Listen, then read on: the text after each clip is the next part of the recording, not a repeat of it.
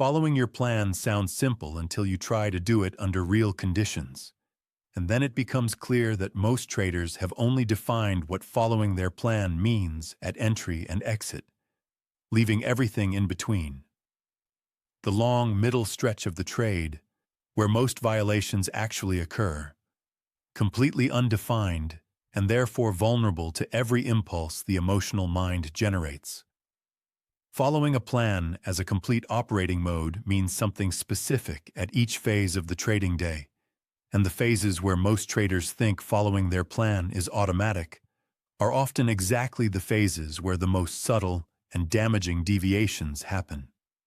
In the pre-market phase, following the plan means completing the preparation fully before the session begins. Levels identified, conditions noted, criteria reviewed, risk for the day defined, and the question answered. Have all the decisions that can be made before the market opens been made? Because any decision left unmade in the pre-market phase is a decision that will be made during the session in a less clear-headed state. At the setup phase, following the plan means watching without evaluating quality. The setup either meets criteria or it doesn't, and the trader's job is observation, not assessment, which means resisting the urge to grade how good the setup looks, how clean the entry appears, or how confident the current moment feels, because those judgments reintroduce subjectivity into a process that was designed to eliminate it.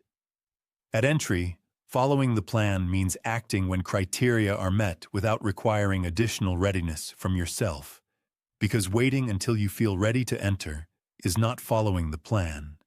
It is following your emotional state, which changes moment to moment and has no relationship to whether the setup is valid. During the trade, following the plan means not checking the position for reassurance, because every time a trader looks at a live position and asks themselves whether it's still working, they are inviting themselves to make a new decision about something that was already decided, and the decision they make in that charged moment is almost always worse than the decision they made in the plan.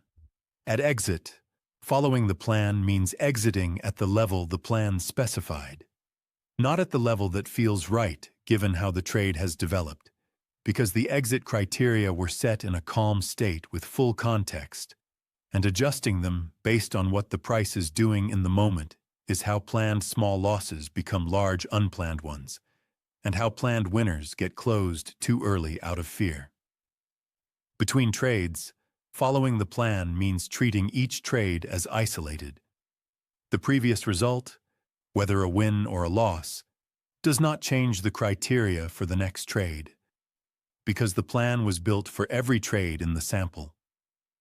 Not for trades that follow wins or trades that follow losses, and allowing prior results to influence subsequent entries is how statistical edge gets distorted by emotional patterns.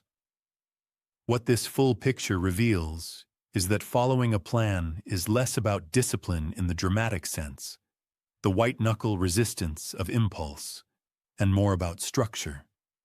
Having defined what to do at every phase so completely that impulse never gets a foothold, because the decision was already made before the emotional mind had a chance to weigh in.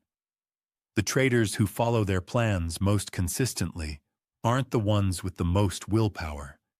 They are the ones who left the fewest decisions to live trading, because willpower is a finite resource that depletes under the sustained pressure of a trading session, while structure is a permanent replacement for willpower that costs nothing to maintain once it's built, and every decision moved from the session into the pre-market is a decision that gets made by the best version of the trader rather than the most pressured one.